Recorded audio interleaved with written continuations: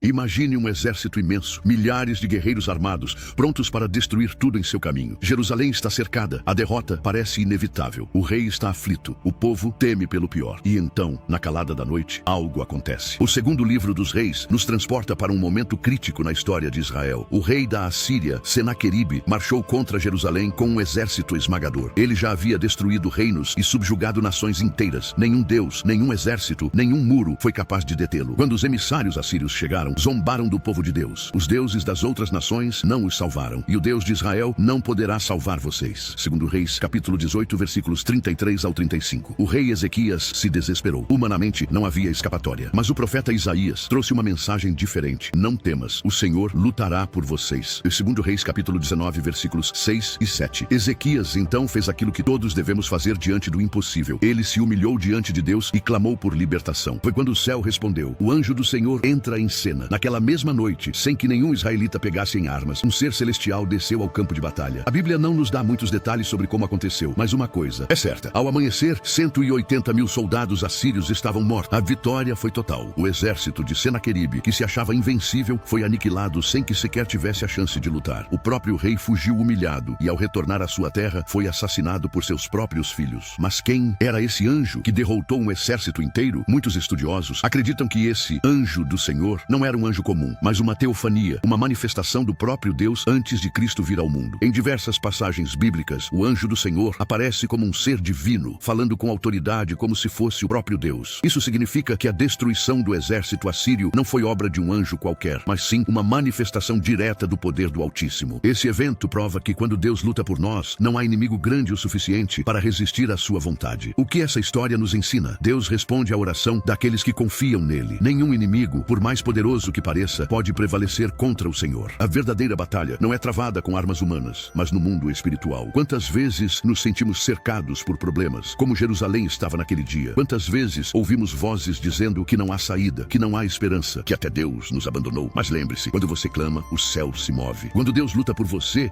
a vitória já está garantida. Essa história não é apenas um relato do passado, ela é um lembrete de que Deus ainda luta por aqueles que confiam nele. E agora eu te pergunto, qual é a batalha que você precisa entregar ao Senhor hoje? Escreva nos comentários. Eu confio no poder de Deus. Sua declaração de fé pode inspirar outros a crerem no impossível. E antes de sair, inscreva-se no canal God Ensinamentos Bíblicos. Deixe seu like e compartilhe este vídeo com alguém que precisa dessa mensagem de esperança. Que Deus te abençoe e até o próximo vídeo.